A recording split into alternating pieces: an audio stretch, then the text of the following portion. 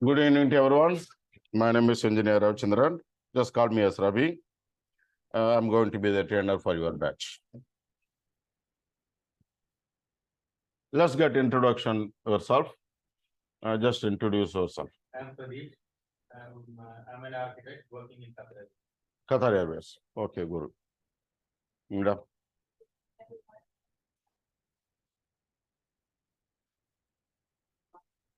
Okay, good. We are doing projects for Qatar. What is your background? Electrical engineer. Okay, good.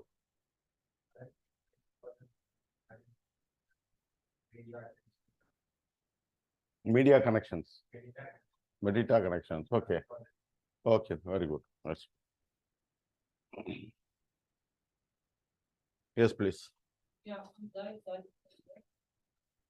that's the working study. Al Shai. In Shai. What is your background? Mechanical engineering. Okay. I'm sure I'm the last architect from part of Masters. Okay.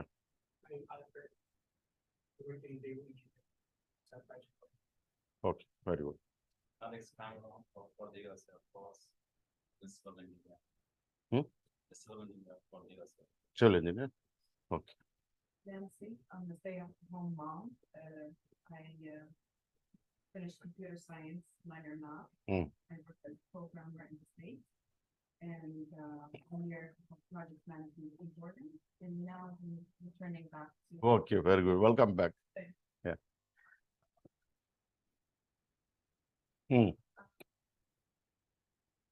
Okay, very good.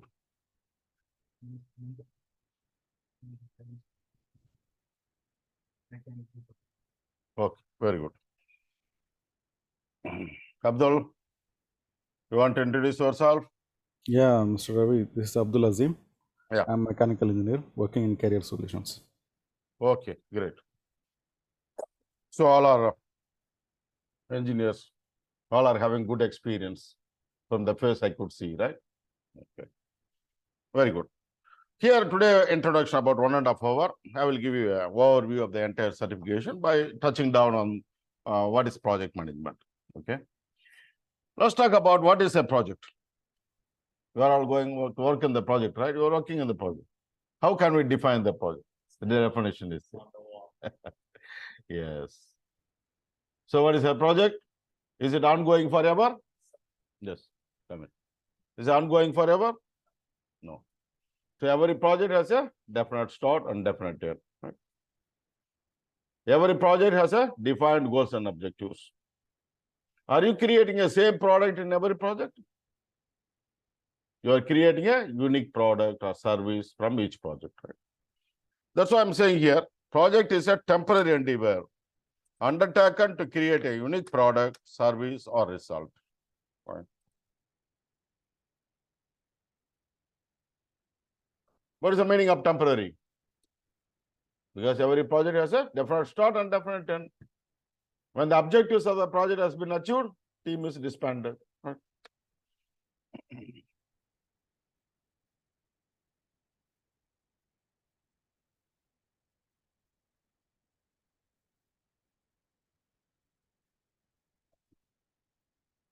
Why projects are being initiated in the industry? To give a salary? Why? Why they are initiating the projects?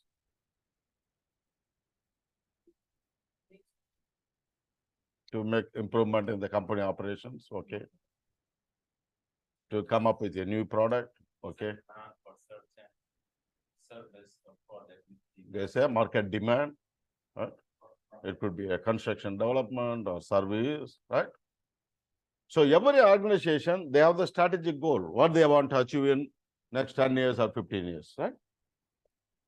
In order to achieve the strategic goals, they are coming up with the business plans and translating into project ideas. And they are initiating the project, right? So that's why I'm saying projects are implemented to achieve the organization's strategic plans.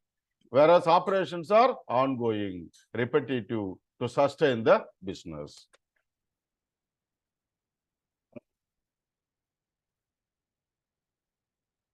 Even I could say further, projects are meant to the organizational requests that cannot be achieved by normal operations. What does that mean?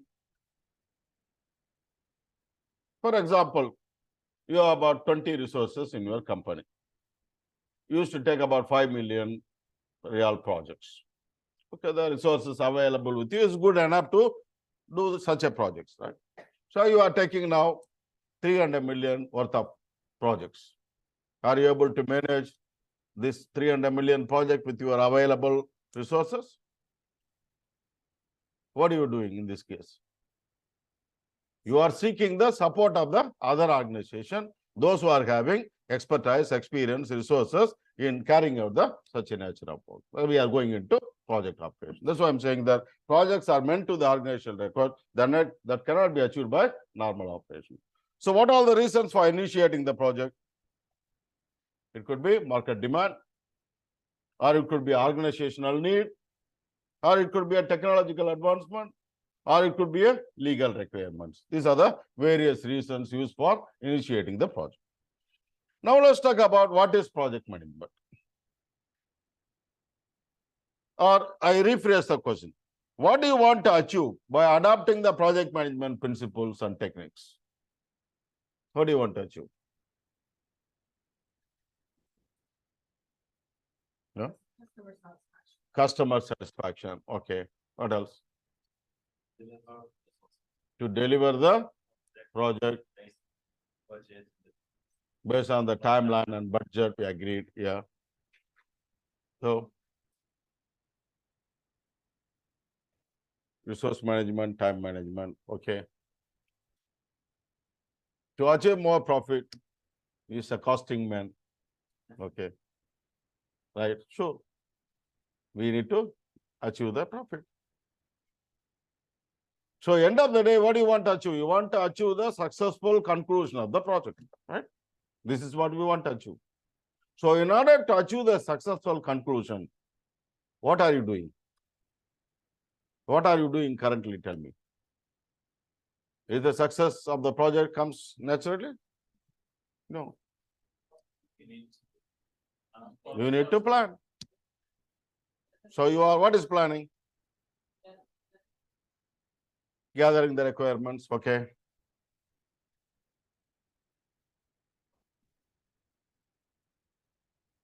Continuous engagement of the stakeholders, okay, good. Take for the resources. That's what the planning. What do you mean by planning? So you need to do the plan, right? Where you are thinking about what is your strategy and approach which you are going to adopt in managing this project. So you are developing the strategies and approach, right? Where you are thinking about how are you going to manage the scope, how are you going to manage the time, how are you going to manage the cost, how are you going to manage the quality and so on. You are thinking in detail and coming up with the plans, right?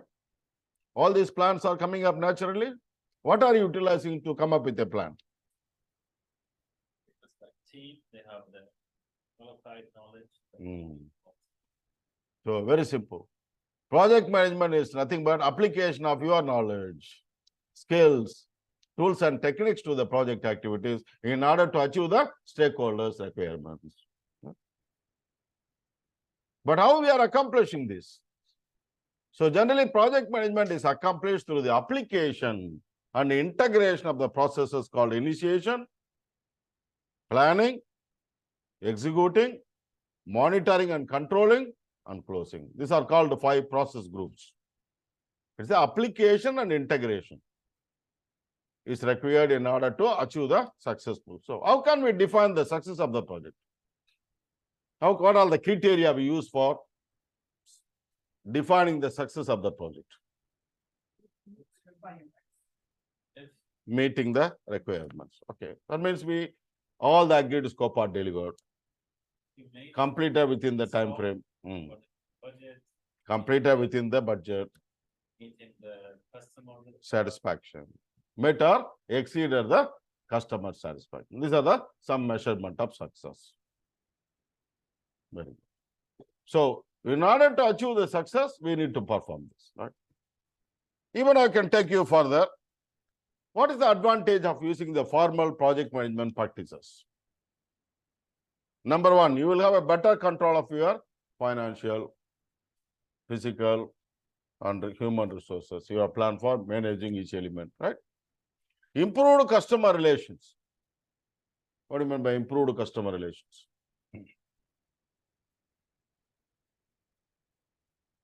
What the customers are looking from you? Good morning, good afternoon. What are they looking from you? To make sure that projects on the right spot, at the right time, within the budget, with the basic quality. Basic quality, okay. Successful delivery of the project, okay. So basically they are looking at you whether you will be able to produce the deliverables or product according to their requirements, right? So how are you going to demonstrate to them that you will be able to produce according to the requirements? For meetings, Okay. drawings, documents, plans. So you are developing the plans. You are developing a lot of plans, like scope management plan, schedule management plan, cost management plan, quality management plan, resource management plan, communications management plan, risk management plan, procurement management plan, stakeholder engagement plan, requirement management plan, change management plan, process improvement plan. Lot of plans are being developed, right? And then you are developing the baselines like scope baseline, schedule baseline, cost baseline, performance measurement baseline, and so on, right? What are you trying to demonstrate through these plans to the stakeholders? What are you trying to demonstrate? You are trying to demonstrate to them that I know how to develop the plan? No. It defines your strategy. It defines your approach in terms of managing the requirements of the stakeholders and producing the deliverable according to their requirements, right? This is what you are demonstrating through this plan. So while you are going through the development of plans, is it each plan is going to get finalized in a single revision? No. You will come up with a revision 0, you present to the stakeholders, they review and give you the feedback, and then you revise again to second revision, revision 1, and then you will present to them again. You may go multiple revisions, right? Especially in the case of large project, no plans can be finalized in a single revision, right? So when I reach to the say revision 4, the stakeholders are saying, oh, these plans are perfect. These plans are really workable. It considers all constraints. It's workable, achievable, realistic. This is what we are trying to achieve through the planning. In this case, what the stakeholders will say, guys, you have a good understanding of our requirements. You have a plan for meeting all our requirements. We have the confidence that you will be able to produce the deliverables according to our requirements. We are ready to give you any support you want in order to achieve the project deliverables. That's what the meaning of customer relations improve. Shorter development times. What does that mean? Which is a schedule development. What are you looking for when you are developing the schedule? What is the shortest time period we could complete the project? That's what we are trying to establish, right? Lower cost. How you get lower cost?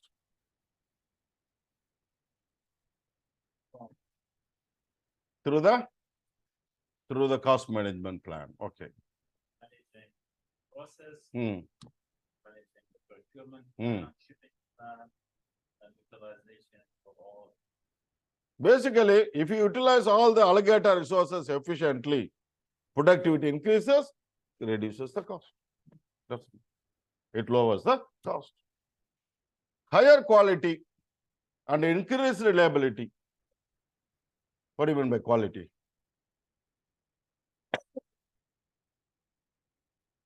We're talking about quality every day in the project, right? What do you mean by quality? Can we define the quality? Each client requirement. That's all. Basically, quality is not a luxury term. It is nothing but meeting the requirements of the stakeholders. That's all. Meeting the requirements of the state. If you meet the requirements, you achieve the quality requirement of the project. That's all. In other words, you could say fitness for use. Why I say that? For example, you came up with a nice product. Nice looking, nice shape, nice color. Everything looks nice. They said, fantastic. They take this deliverable, use in their business operation. They are facing a lot of difficulties in using this deliverable. What is the use of this deliverable? So it should be fitness for their use. So they can be able to use these deliverables you produce as part of the project in their business operation successfully. Right? That's what it means. Higher profit margin. Yes, your point is here. You always look for higher profit margin. Of course, when your productivity increases, lower the cost, increases the profit. But if you are facing a lot of quality problems, you are going to lose all the profit. Right? You are going to spend that amount in the rework, rectifying the defect. Then you will not get anything at all. Improved productivity, sure. Better internal coordination, meaning coordination between the different disciplines or departments. Higher work moral. What does that mean? For example, you are working in a project where they are not practicing any formal project management practices. They don't have any procedure, they don't have any process, they don't think about anything material technology before, they don't do plans, straight away they do execution. If this kind of situation, if you are working, what will be your situation there? I don't know. I don't know what I am doing in this project. You will be getting different roles and responsibilities every day. You will be getting different directions on every day, right? Then you will be working at a lot of stress. Then you will run away from the project at one point, right? Whereas we are working in a project where we are practicing the formal project management practices, you are involved in the planning. You are involved in the methodology technology. You are being trained on the methodology technology the project is utilizing. So you are well aware of the what to do, how to do. So you will be able to flow through the execution of the work smoothly without any stress. That is the biggest advantage as a human resources. Right?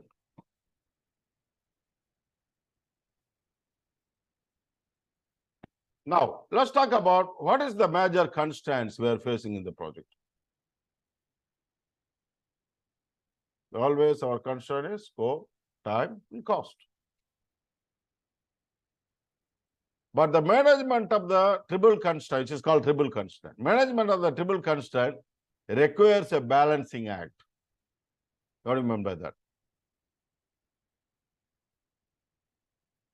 Say, for example, one of the constraints is schedule, right? So we are trying to reduce the project duration. We are trying to make adjustment to the schedule constraint. How will you achieve the reduction in duration of the project? How will you achieve the reduction in duration? What can you do to achieve the reduction in duration? Increasing the resources. Yes. What is the impact it creates? It creates the cost impact. So the cost constraint gets impacted. What is the other way of achieving the reduction in duration? You said something. Okay. What is the other way? When you say increasing the resources, the technique name crashing. Oh, I said overlapping. Overlapping, yes. That is called fast tracking. Instead of doing the packages in a particular sequence, you may do it in a overlapping or parallel. Whenever you are doing parallel activities, also creates cost impact, and also, most importantly, it affects the quality. You will end up with a lot of rework.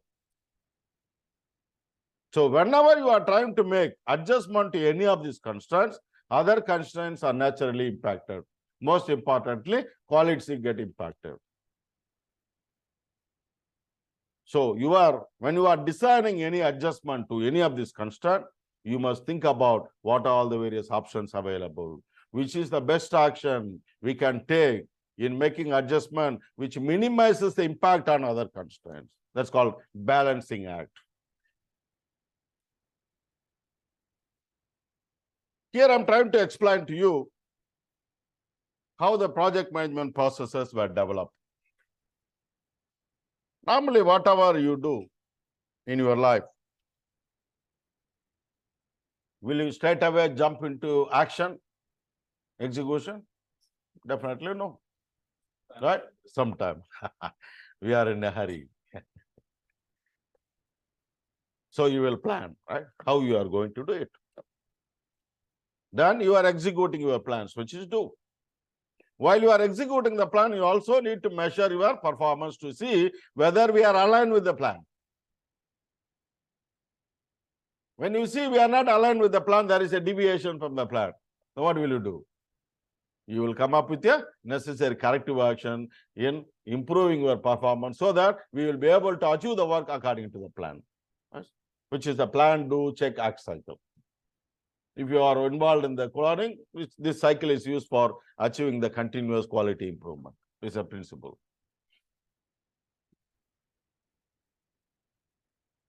Now, when you compare with that, they develop the project management processes, initiating processes, planning processes, executing processes, monitoring control processes, and closing processes. When you compare with the plan, do, check, act cycle, initiating is the start of the cycle. Planning is plan. Executing is do. Check and act. Monitoring and controlling. Closing is the end of the cycle. Here I'm trying to explain to you what are the key features of each process flow. Let's talk about initiation. What do you mean by initiation? Initiation of the project. Any of you involved in the initiation of the project? You may not have the chance because most of you working with the contractors. If you have a experience working with the, say, design consultants or project management consultant or client side, you may have a chance of initiating the project. Yes.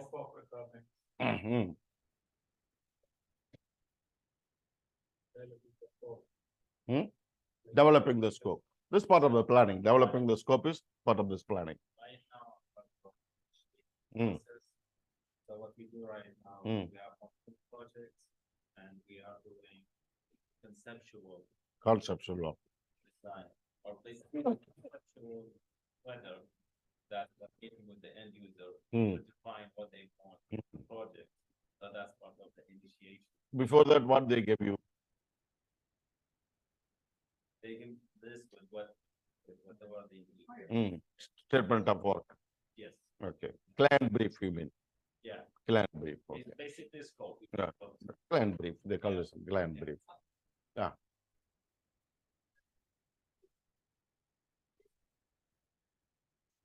Hmm. Hmm. Project is initiated, yes. Before they initiate the project, they do the feasibility studies. They come up with a business plan. What they want in the organization, what they want to achieve in the organization. Maybe they are initiating the project to get the improvement in the company operation or increase the profit. Right? There may be many reasons. Or they want to capture the market situation. Currently, there's a good market condition. So based on that, they come up with the various project ideas. Right? And then they will choose a particular project and then they initiate the project.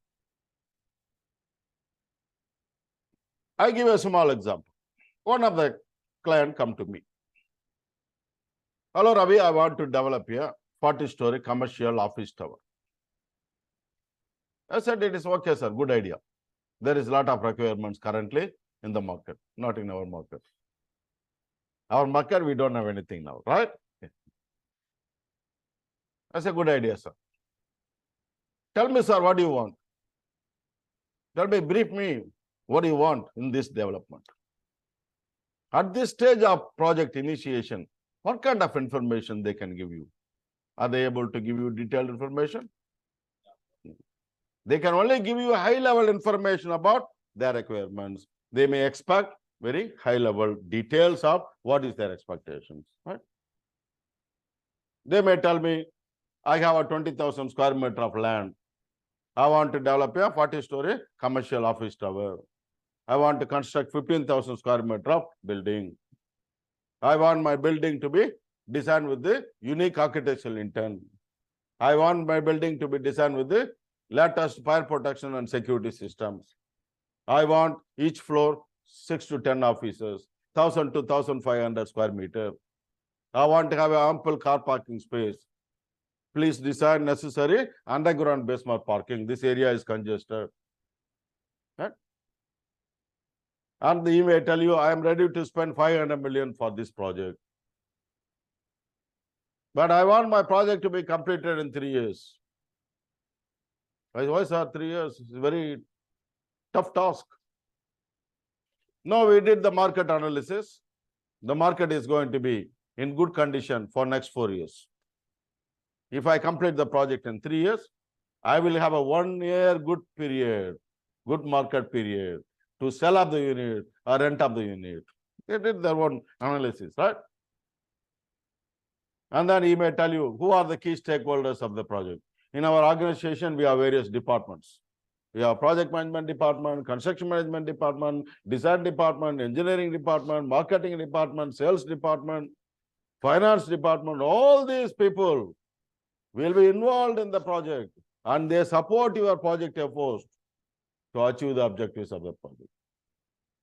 They may say, I want to capture the current market condition. We want to elevate our company image.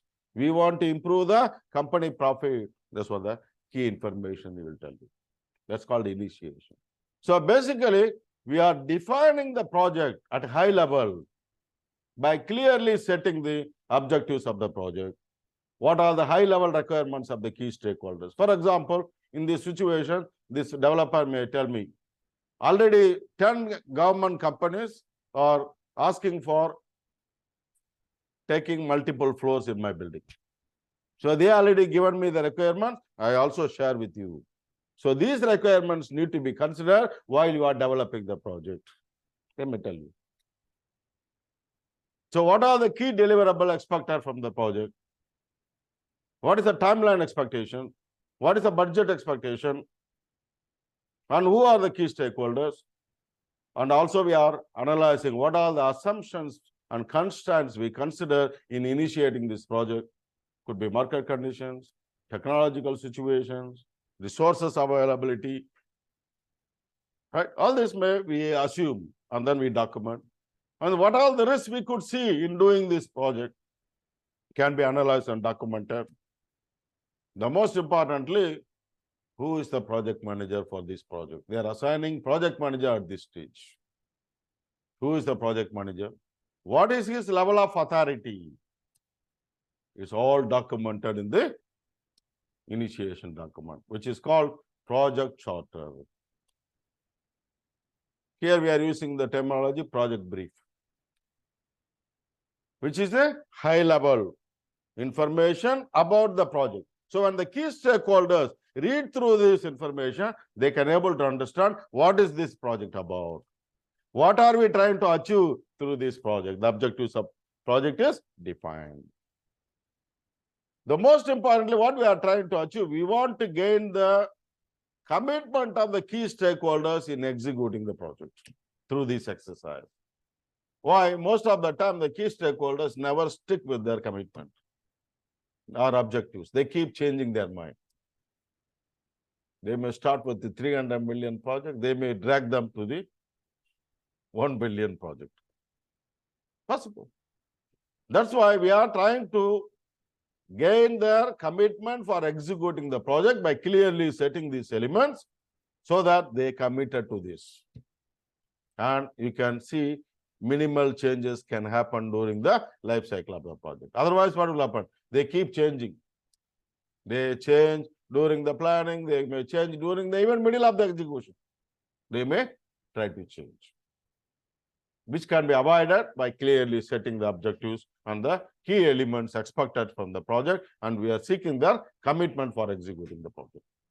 That's what we are trying to achieve through the initiation. Clear? Then planning. What is my planning? Now you know the project. This is what we need to achieve. So our duty is to come up with a plan for achieving the objectives of the project. So we are basically defining our strategy and approach in executing the project. Okay? Okay. That's what I'm saying, planning process group. Then executing process, what do you mean by execution?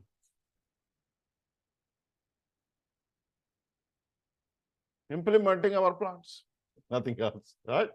Implementing the plan. Is its implementation easy job? Because we have a nice plan, so we can implement nicely. It is the hardest job. Of course, during execution, you as a project manager, you and your team, ensuring that project management plan is being implemented as planned. The resources are deployed according to the plan. You are taking multiple actions. Make sure the plans are being implemented efficiently and effectively, so that we can able to achieve the project deliverables as required. Right. So during this phase, you are coordinating the people and other resources to achieve the deliverables as required. Right. Then monitoring and control. What do you mean monitoring control? While you are executing the work, in parallel, monitoring control activities are happening. For example, there is a package execution ongoing now. So you are monitoring the execution of the package. You saw they have deployed 30 resources for that package currently. But if you look at my plan, according to the plan, they are supposed to deploy 50 resources. Even the resources they deployed is lesser experience and skill than what we have planned. Are you going to keep quiet? If you keep quiet, what will happen? The person who is executing the work or the stakeholder responsible for executing that package may not finish with the agreed scope, within the agreed time, within the agreed budget. He may create a lot of trouble in quality and so on, right? So we must make sure we are taking control action on that stakeholder to make sure he is deploying the resources according to the plan. This is one aspect. Second aspect, while you are executing the work periodically, we need to measure our performance. How are we doing? What is our scope performance currently? Schedule performance, cost performance, quality performance, and so on. We need to measure. When you are measuring your current performance, what are you going to do? You are going to compare with your plans. When you compare with your plans, you can able to understand whether we are working aligned with the plan or there are variances from the plan. What are my variances? Deviation from the plan. Say, for example, when you are measuring the schedule performance, you determine we are having a negative variance. What is a negative variance? We have 30 days of delay. Currently, our performance is 30 days of delay. That means we are facing a negative variance of 30 days. So will you leave it like this? So what will you do? You will come up with a necessary corrective action by analyzing what is the reason behind this delay, what are the contributory factors that resulted this delay, and then you come up with the appropriate action. And then you can apply, you can able to improve the performance so that you can bring back the performance aligned with our plan. Right? That's for monitoring and control. That's why I'm saying monitoring, measuring, and taking corrective action. Then closing, we reach to the closing. What am I closing? Because we don't like this project anymore, let's close the project. Right? Handover. Closing the contract is also part of this exercise. What we told the stakeholders by end of the planning, this is the way we are going to execute and achieve our deliverables as you require. Right? These plans will help in achieving the objectives set for the project. They all agreed. Then we finalize the plans, we move to the execution. Now we completed the execution, we monitored, we got the deliverables. We also call for the stakeholder verifications during this exercise, and they also given you the acceptance of the deliverables. When they give you the acceptance, all the deliverables completed, they have accepted this deliverable. Do you want to stay there? Will they leave you to stay there? No. So we need to close, right? Meaning we need to demonstrate in the closer, we have achieved the project deliverables according to the requirements of the stakeholders. That's what we are trying to demonstrate in the closer. That's why I'm saying here formal product acceptance and ending the project.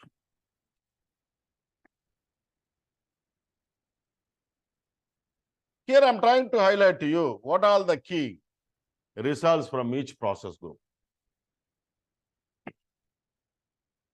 In the initiation, we are developing project shorter. Another name for it, project brief. That's what we are using in this industry.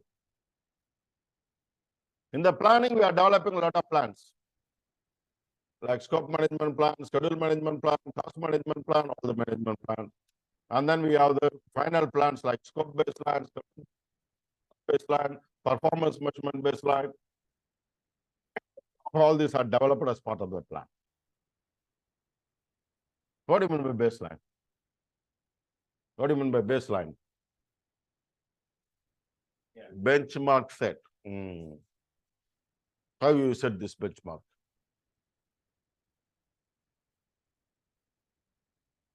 Benchmarking is different, baseline is different. Let me explain to you. Say we are developing the schedule.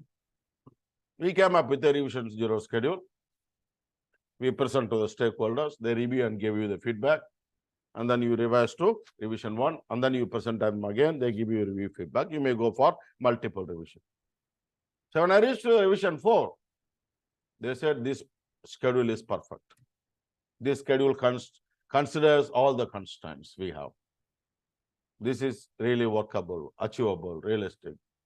Then it becomes baseline. Meaning, this is your basis for measuring your performance during the execution.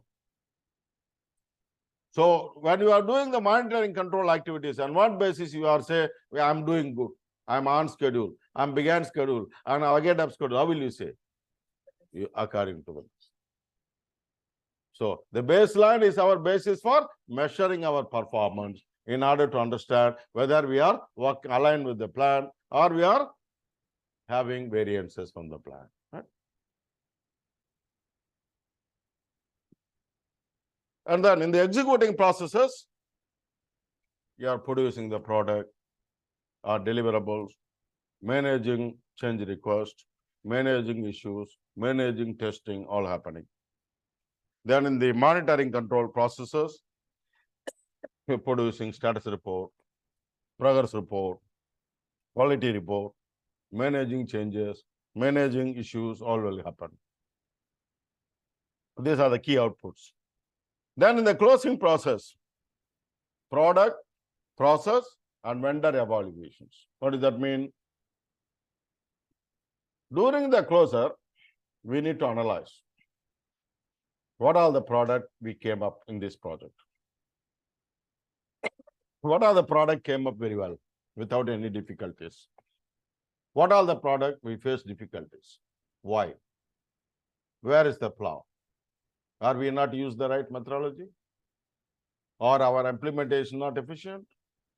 Or our process interaction is not efficient? We need to analyze why we face such a difficulties, so that we can make improvement in the future phases of the project life cycle or future projects. Right?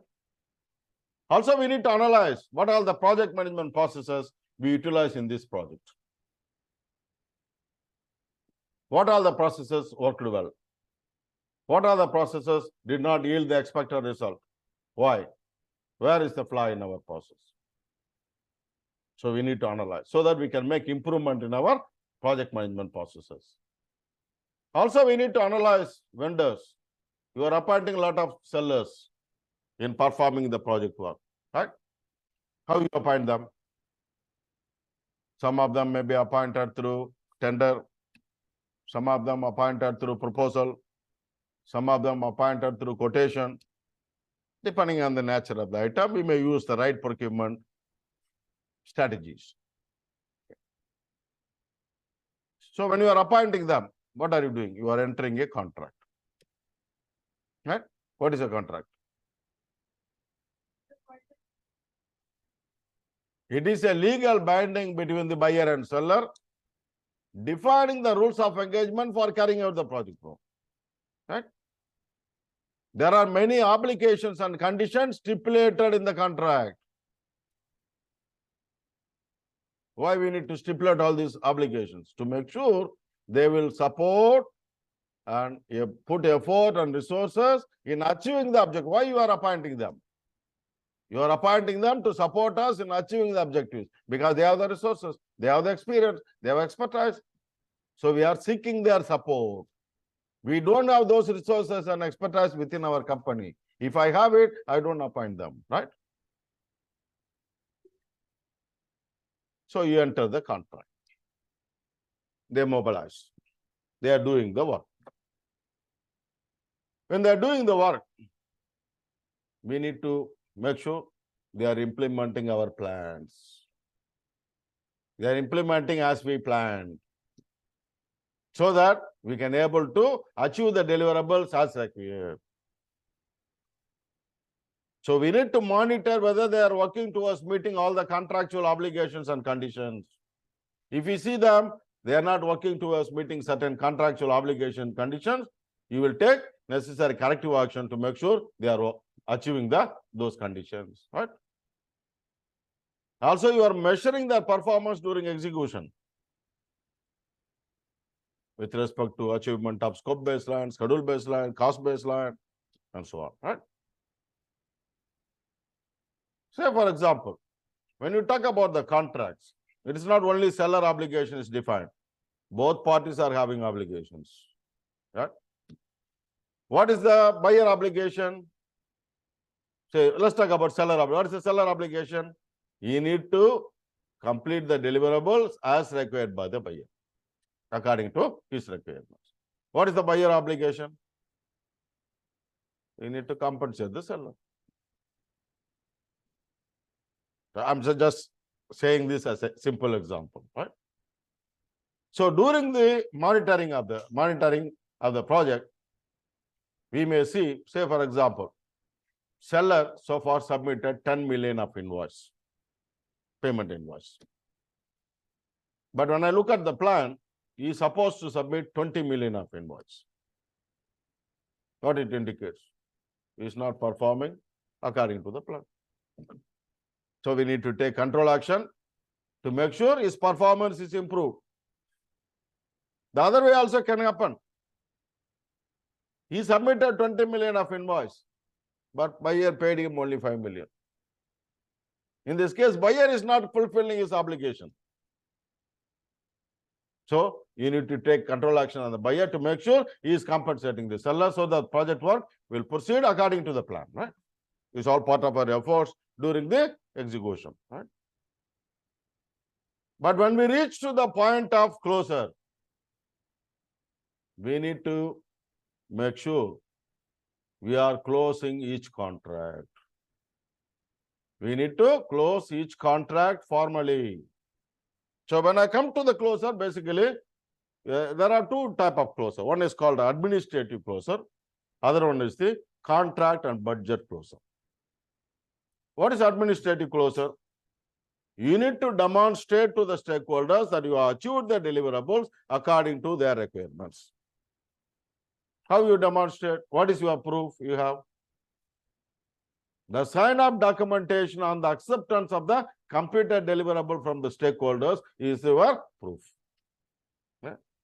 So you are documenting in the closure that we have achieved these deliverables successfully and you have accepted it.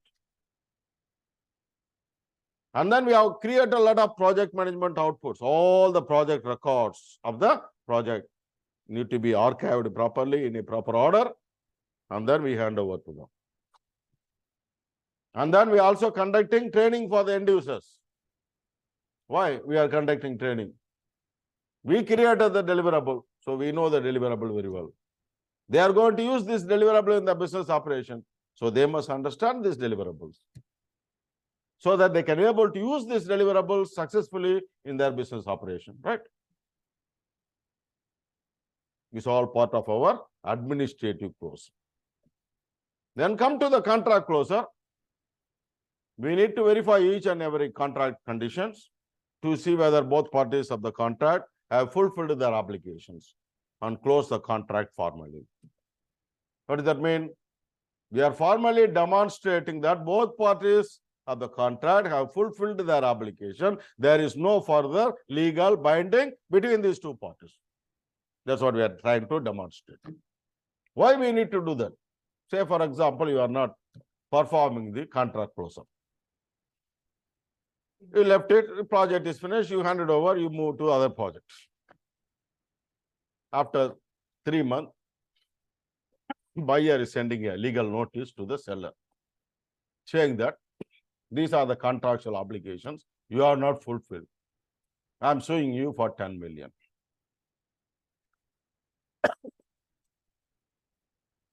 Do you think seller is going to keep quiet?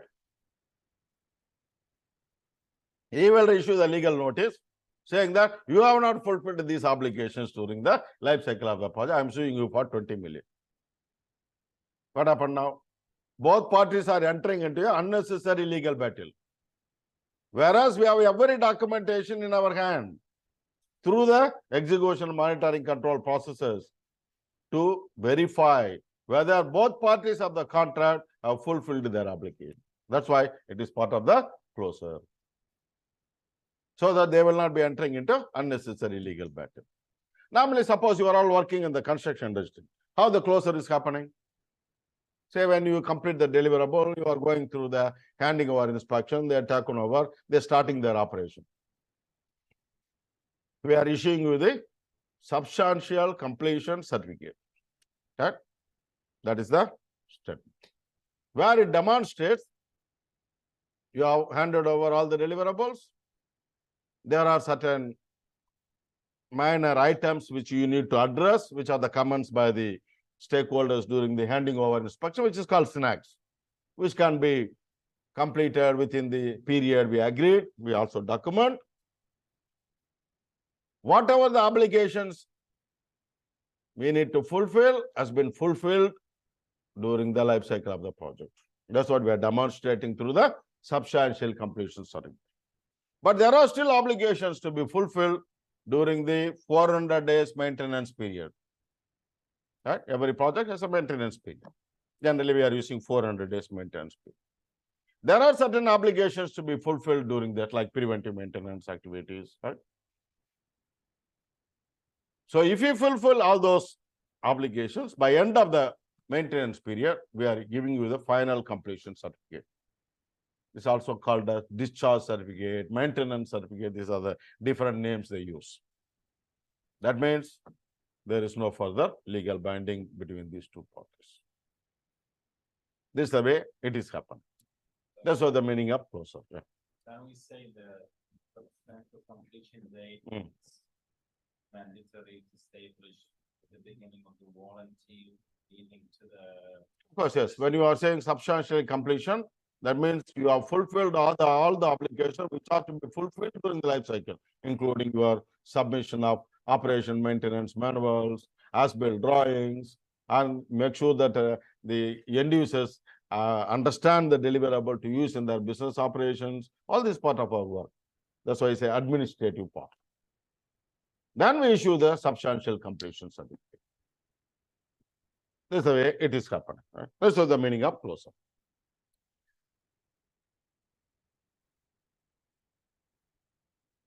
Look at this framework, project management framework. So what he said, you want to achieve the successful completion of the project, right? How to achieve that? Look at this chart. We need to look at the stakeholders' needs and expectation. We are analyzing. And then we are using 10 knowledge areas to manage the project. Scope management, time management, cost management, quality management. These 4 areas are called as core functions of project management. Resource management, communications management, risk management, procurement management, and stakeholder engagement. These are called as facilitating functions of project management. You have one more knowledge area, which is project integration management, which integrates all our efforts happening in the other knowledge areas. By using the appropriate tools and techniques, we are achieving the project success. Assuming your organization is doing 4 projects. All the 4 projects manage this framework. All the 4 projects are successful. What will happen to your organization? Your organization success is ensured here. Yeah? This is what you want. Huh? Okay now? Okay. Okay.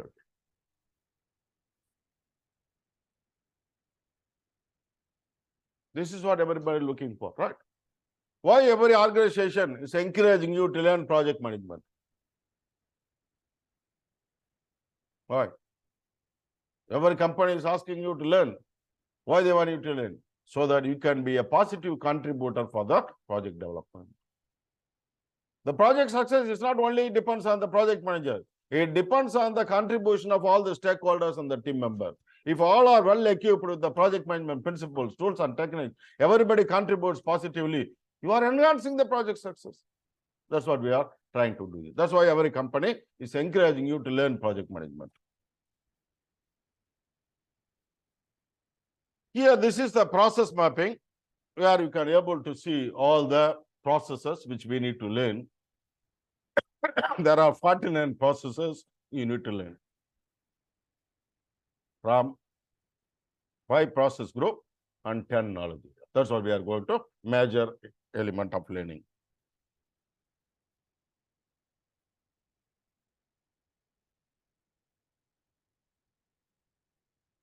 And also we must know what all the various project methodologies, practices exist in the industry currently. The latest trend is PMI is promoting agile methodology in managing the project. I think any of you in the IT industry? No? Okay.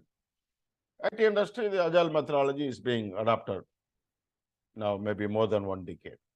Now they are trying to bring this methodology into even the other industries. So the PMI is promoting the agile methodologies. So the best in the current pattern of exam, they included the agile methodology as well. When we talk about the management of the project, what is traditional approach of managing the project, which is called predictive life cycle approach? We come up with a detailed scope of work. We agreed with the stakeholders about the complete project scope. We get their sign off, and then we move to the planning. We create the plan, we finalize the plan, and then we follow the plan, executing and controlling the project. This is the predictive life cycle approach. Where it is possible, if we can establish the entire project scope in detail.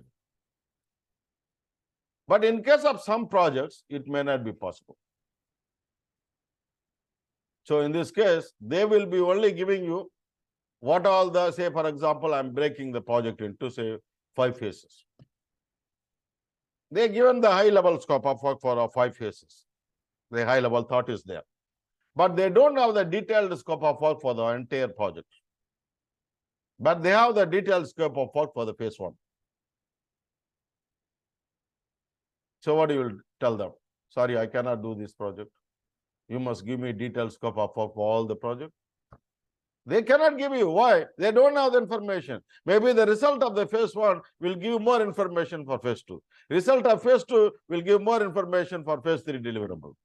So in this case, we need to adopt agile approach. So it is an incremental method. So we will only look for the item which we need to carry out now. They give you, you come up with a plan, come up with a task, you come up with a details, how much duration required, team required, and then you execute. The stakeholders will be continuously engaged with you in producing these features. They want every time a releasable product or features for them to use. That's what they want in each phase. In this case, we adopt agile approach. In some cases, what happens, some of the item, majority of the item, we could finalize the scope of work in detail at the start of the project life cycle. But there are items still they can give you only in incrementally. In this case, what we can do, we can mix both. We can use the hybrid methodology. So here, as a project manager, currently the trend is you should be good in predictive approach, hybrid approach, agile approach, and you, depending on the nature of the project, you should be able to select the right methodology and practices in order to manage the project. That's what they are expecting from you now. In fact, now the project manager's expectation from the stakeholders becoming increase and increase. Why? Generally, you are most of the time, you are appointed in the start of the planning before. That is not working well. So they started appointing the project manager in the initiation stage. Now they are expecting you to even involve development of the business case, development of feasibility studies, business and benefit management plans. That kind of involvement they are expecting from the project manager currently. Yeah. So the trend is changing.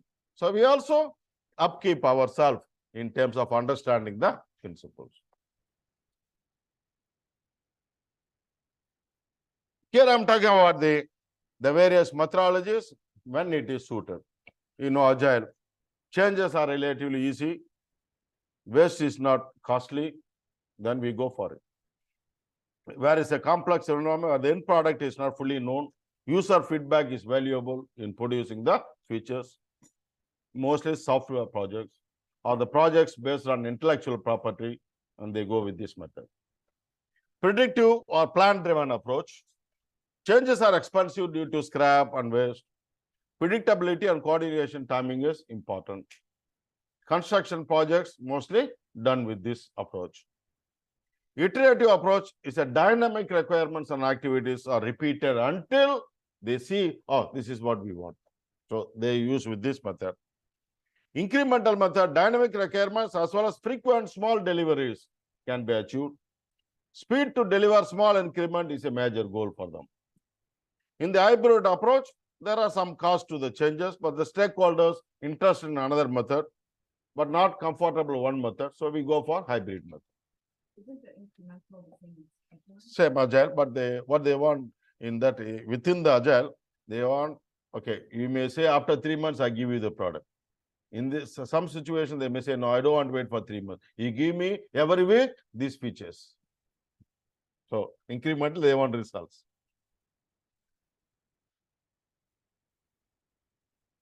These are the key information just at present today you need to know. I think you are all familiar with your eligibility requirement for the PMP, right? Either you should have a high school diploma or diploma with 5 years of experience, degree with 3 years of experience. That's all the requirement for the. Secondly, you must have the 35 hours of minimum formal training. That's where you are here. So with these two, you will be able to apply for the PMP exam, right?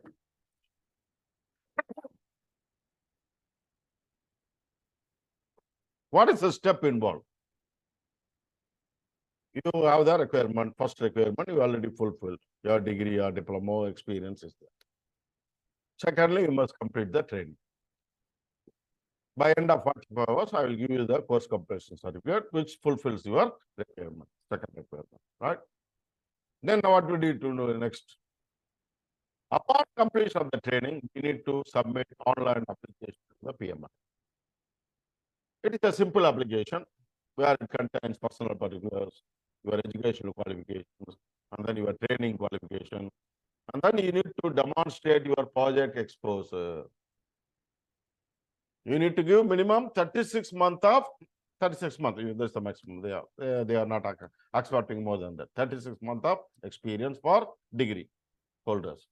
If it's a diploma, if you say diploma, you must demonstrate 60 months of experience there.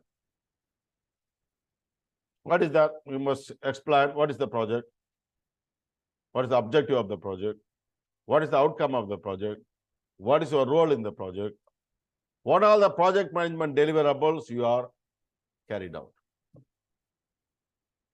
What is project management deliverable? Say, for example, in the planning, I am involved in the development of scope management plan, schedule management plan. I involved in the development of scope. I involved in the development of WBS. We need to write down. So you need to write only in the plan, our project management aspects. Okay, maybe you are doing some technical activities also, which are not essential. They're looking at you, what is your real life exposure in the industry.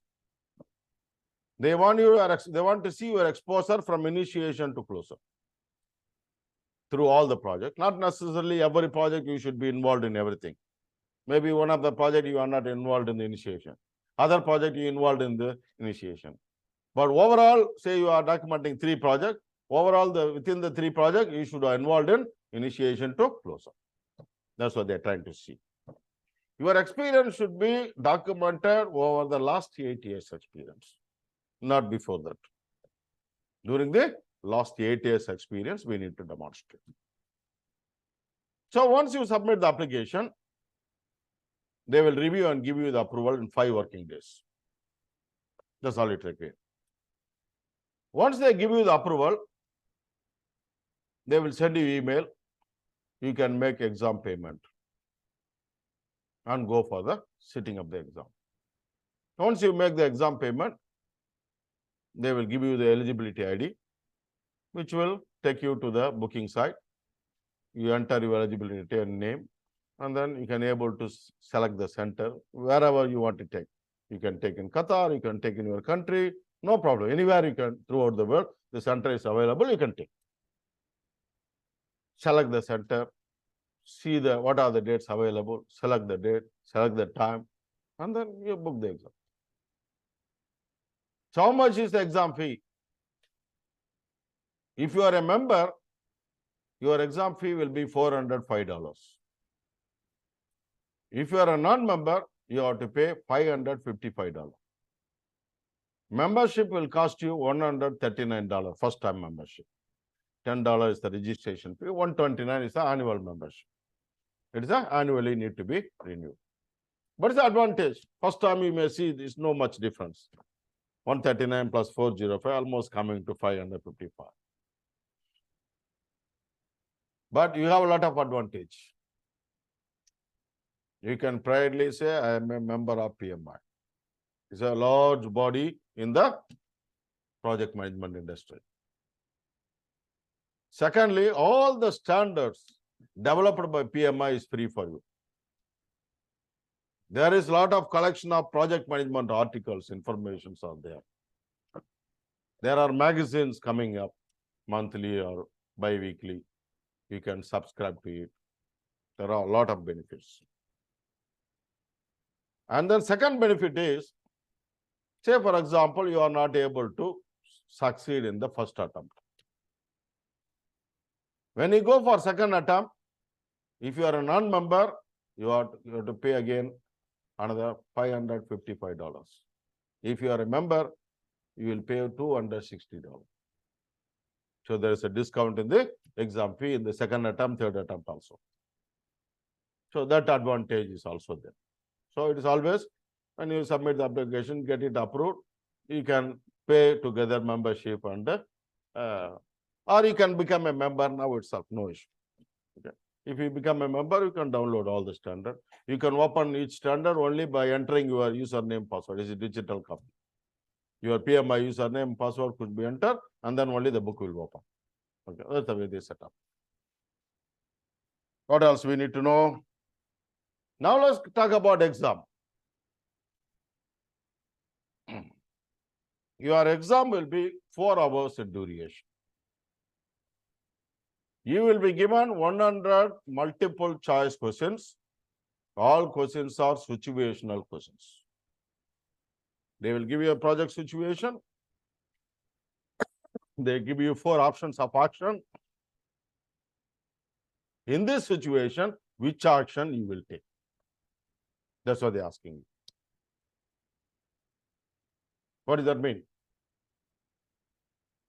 They are trying to test you whether you are daily analyzing, understanding the situation, analyzing the situation, and then you are taking a right action.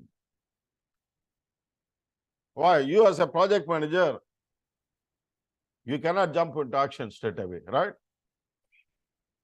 You must always understand the situation, analyze the situation, what are the possible actions available, then which is the best action. Suppose you are taking wrong decision, what will happen? You are taking the project to the negative direction. Do you want this? Then it is hard to bring back. That's why we want you to practice. So what they are basically testing you, they are testing your application and analysis skills, whether you are capable of managing the entire life cycle of the project, from initiation until closeout. Maybe you are good in planning. Maybe you are not good in people management. Then you are failed. You are not capable yet. So they are trying to see whether you are capable of managing the entire life cycle of the project. That's the way they set up the questions. When you look at the 4 options, you can easily, by understanding the situation, you can easily see the 2 options doesn't make sense at all in this situation. That's the way it is. So you will ended up into elimination technique. So you ended up into, if you have the right approach to principles in your mind, you can able to choose. This is the best action I could take in this situation. That's what they're trying to test. So the 180 question will be given into 3 sets. First, they give you 60 questions. You complete that, submit, and then 10 minutes mandatory break. And then they give you the next 60 questions. You complete and submit, and then 10 minutes break, and then they give you the last set of questions. The 4 hours divided into the 3 sets. Why they did this? Before, we have 4-hour exam also, 200 questions, but no break. So our biggest challenge was sitting down in a place in doing the exam for 4 hours. Especially when we are in the construction industry, where we are sitting. We are always moving around, right? So it is one of the challenge actually. Now it is clear. So you have a 2 mandatory break for you. Out of 180 questions, 5 questions are test questions. They add new questions into each test. They try to validate the questions, and then they add into the database. So they are keeping you 5 questions. You don't know which is that 5 questions. You have to answer 180 questions. So the score will be your target or below target or above target. There are 3 domains they set. One of the domain is people. Second one is process. Third one is business environment. In the people, they are putting 42% of questions. In the process, they are 50% of questions and 8% of questions from business environment. If you can go to the PMI website, you can actually download the course, the exam outline.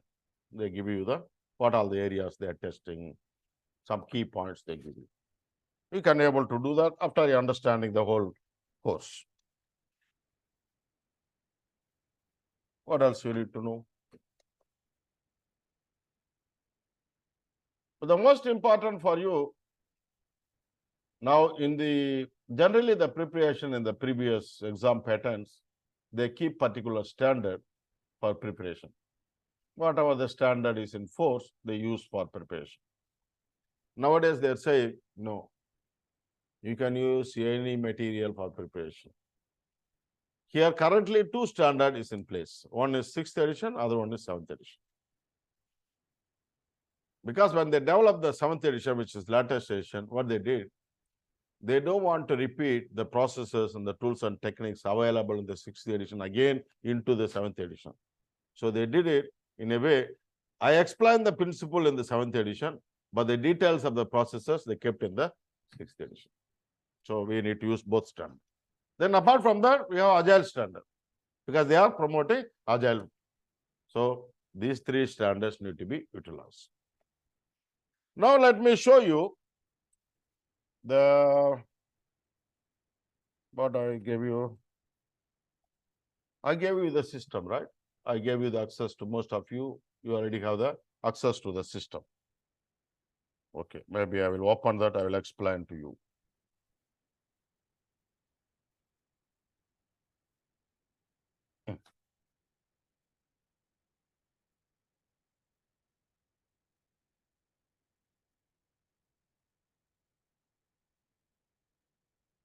So when you open the system, under the My Course, you have the V course, right? When you go to the V course, you can see PMP presentations. All the presentations are here. Mr. Ravi, we can't see online. Okay, wait. You can't see really because I didn't share for you yet. Can you see now? Yeah. Now you can see the presentations are there. It is a one good source of preparation because when I prepare, I didn't prepare for my presentation alone. I prepare as a preparation material. So I took information from standards, I took information from textbooks, I took information from some key points which are essential for exam. I put it in the presentation. So it is one good source of preparation material. So you have all the presentation there, including the last presentation is about agile approach presentation. You will have another trainer. He is a IT expert. So he is adopting the agile approach. So he is taking the 4 classes for agile to get expertise on the agile also. And then you have after you complete your courses, you can take exam. Simulating our exam, same like exam, you can able to take exams. When you click the mock tests, okay. These are the latest collection of questions, which gives you the confidence how to approach the questions. You may not get the same questions, sure. Yeah. But if you make an exam, Mm. one repeated, Mm. you solve it out. No, it is what happened is I'm setting up each test 5 attempts. Each attempts you have different combination of questions, not the same questions. Different combinations, system selects automatically from the pool of questions. So when you click the read the instruction and click, it will take you to the test mode. Click OK. You are in the test mode now. You have how many questions? 180 questions, I think. This test is 180 questions. You take at least 4 or 5 full mock test. See, by sitting down for 4 hours. And it increases your confidence. If you are taking around 70 to 75% in the mock test, you are answering correctly. That means that you are ready for exam. That's the measurement generally. So what do? You select the answer by reading the question, save and next, select the answer, save and next, continue. Once you complete the test, and then you submit. When you submit, you will get 2 reports. One report is score report. How many questions you answered correctly, how many percentage of questions you answered correctly, it will show you. Secondly, it will show you solution report, where you can able to see what is your answer, what is the correct answer, explanation is there. Okay. So this way, when you are doing the test, suppose you are making mistakes more, so you have to read that area again and then come back and practice the test. That's the way we need to practice. And then you have all the materials. I put it here. The standards, 3 standards are here, 6th, 7th, and agile. 3 textbooks are there. You see which book suits your style of reading. Some people like to read with the pictures and images, taking you to different situations and try to understand. That kind of book also there, which is, I think, is the head first. The last book is Rita. This book is 90% of the people using this book. This book, the last one, PMP exam textbook, Rita Mulke. This book is written as a PMP examination preparation book, whereas other books are written as a project management book. That's the difference. Okay. So this is what most of them using, which they are giving you the examples and so on, so it can able to give you better picture. And also they give you good points you must remember for each area. So it gives your streamline your thinking is important here. You may have a lot of ideas in your mind. You may have even practicing a lot of bad things in your projects, which are not based on the project management principles. Then, if you adopt this in the exam, you will fail. That's why we want you to think in a streamlined way, in a project management way. Okay. And then all the class videos will be available here. So then this class video will be available tomorrow. It will be shared here. So you can able to view the video. And the mock test reports, you can see each test report, each attempt, you can see the report. When you click the report, you can see you can able to see the solution report and the score report is there. On that area, you can able to see. And then you have both application, Android application, iOS application. You can able to install. You can able to do it in your mobile application. So what you will get on the mobile app, How much? you download the one app. No, you don't need to download that materials, but you can able to do the test. You can watch the videos. All can be done in the mobile application easily, right? Mock test can be done easily. For you, it's easier. Whereas the people in the civil engineering, they face difficulty because the solutions, big solutions, it is not showing within the screen. Whereas our one is simple, so we can easily use the application. So when you are, say, downloading the application, you can use this link to click, you can take you to the application. When you download, it will ask you the URL name. Just type Green International, small letter, Green International, on a single word. Then it will install your application. So easy for you to use it. The study material can be easily read. Possibly you can read, but the downloading is not possible within the mobile. It consumes a lot of space, right? Any doubt here? So I can easily use it. So it makes your life easier in terms of preparation. No need to go anywhere. You just open up, you do everything there. So you have everything in your hand. My course, the presentation is in the my course. Mock test also there, but mock test I already set up a separate panel, so use that panel. Yeah. When you will get the login? You will get it if you are joining today, or you got it before. You joined before. When you joined? Today. You will get it later. Others, I think who joined before already got the access. I shared with you in the WhatsApp. No? When we joined? When you joined? Not yet. After the world. Any other thing you want to know? Any doubts? Too early. No, within this, the discussion, the process, you understand the process, understand the exam. And Mr. Ravi, how many marks is required for pass? We have a lot more to go. A lot of things we need to know. Yes, please. How many marks is required for pass? There is Out no of- percentage set for the project. They have the system called psychometric analysis. The way you answer the question itself, they can able to assess your capability, whether you are capable of managing the entire life cycle of the project. So by submission, when you submit 180 questions, it gives you the result. Where are you? You are achieved the target, or above target, or below target. I see most of our students achieving above target. They see no problem, because here what is important is you must have a quite wider understanding. There is no memorization required at all.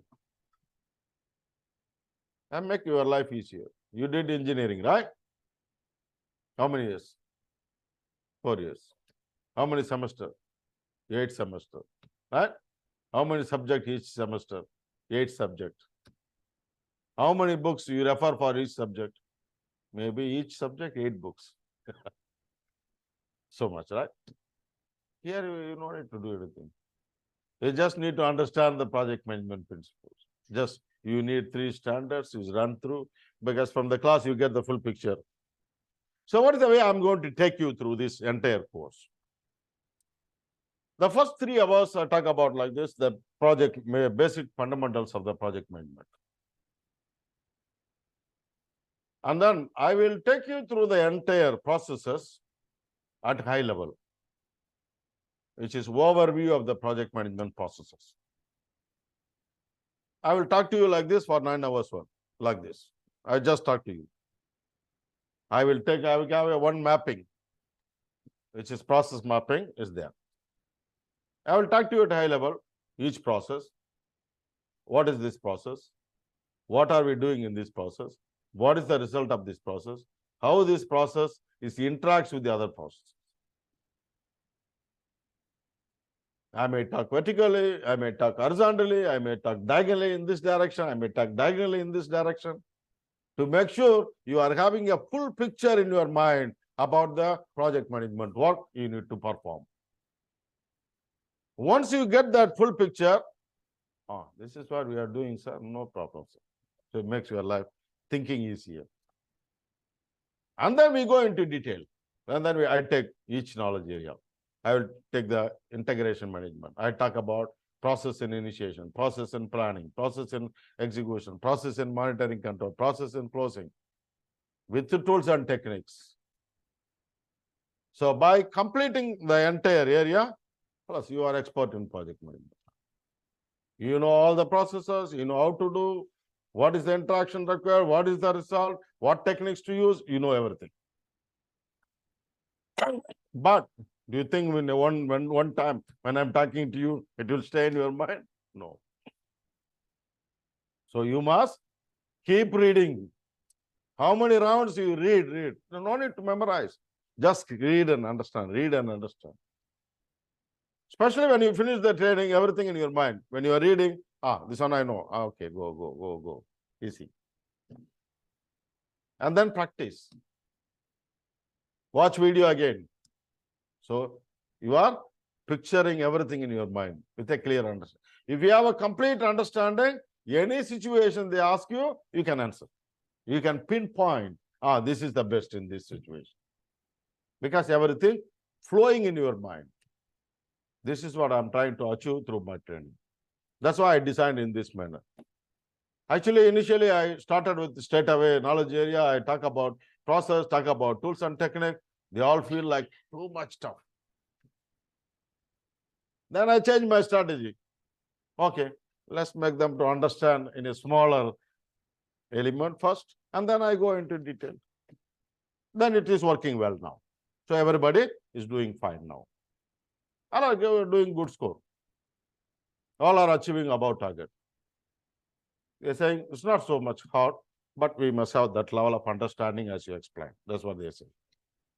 So it should be easy, don't worry. Okay? We have a long way to go. Any other doubt?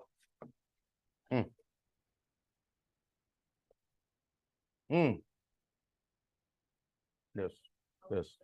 The last day of your class is discussing about the strategy for preparation and training you on the simple application process. I will also give you template how to write the project details. So depending on your role, you can modify this write-up and be ready. So when you open the application, you can straight away copy and paste. Submit them. That I will train you on the last class. That I'm doing that. Okay. It's a simple application. There's not much. We need to tell them what we did, but in a shorter, nice way. That's all. We don't need to write blah blah blah. I did this. I carried out this. No, they want project mean even 2 lines. That they want about project. They don't want. Some people they go and write. They're taking the title from the project.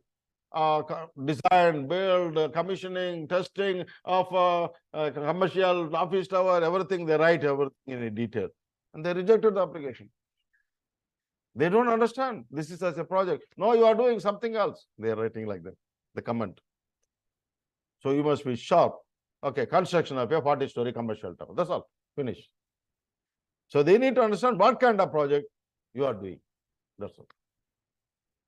So that's the way they are treating. That's why I always train them how to write. So how to make short and sweet in terms of what is our project management deliverables we were involved in the projects. Now all are getting approval and they're going for it.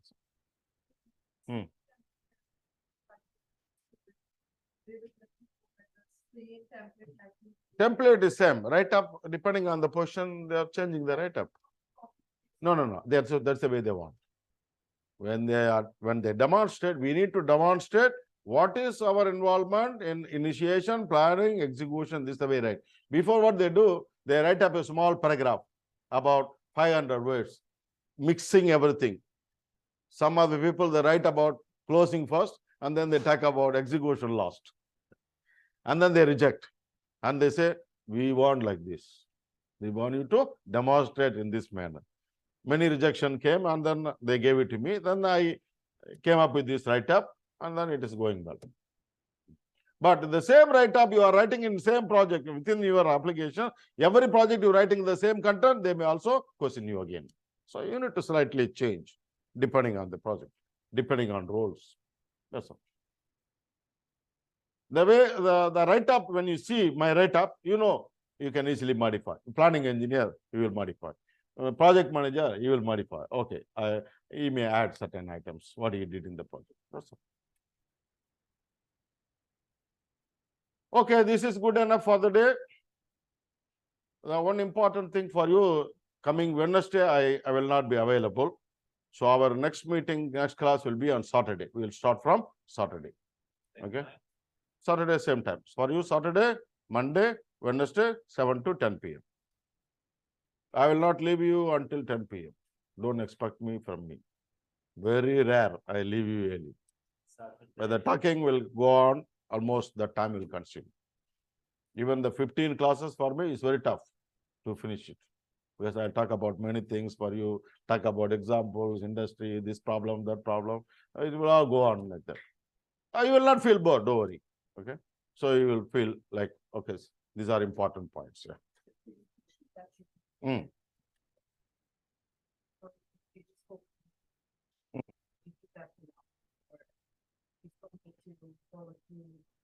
It is source of preparation material.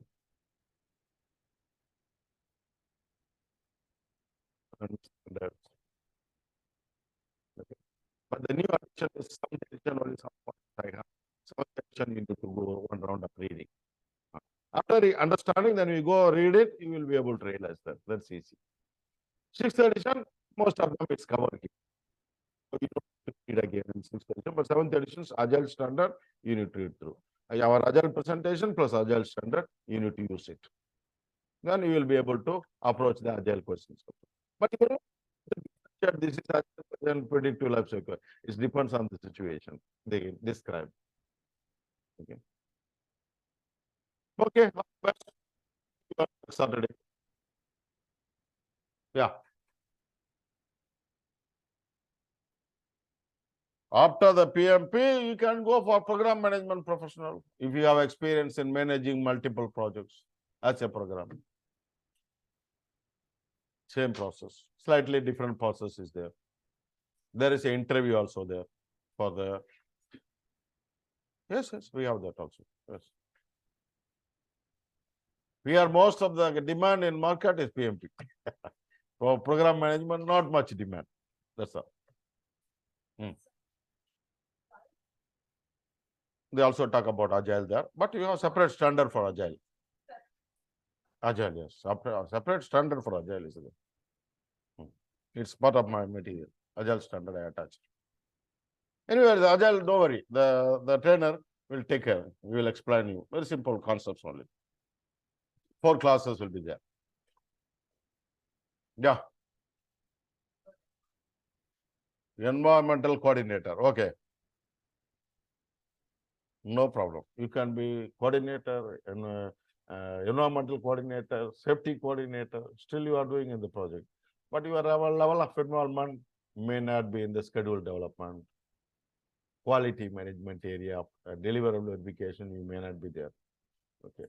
But others are same. You are still in the construction project, right? You are conducting, you are joining in the risk workshops. Right? You are creating a risk register. You are also budgeting process, you contribute also. All these are we are writing. Those are specific people. And if you need assistance on the write-up, I will help you, don't worry. You fill up the application, I will review, and then I will modify, and then I send you, okay, submit. Then you submit, no problem. Okay?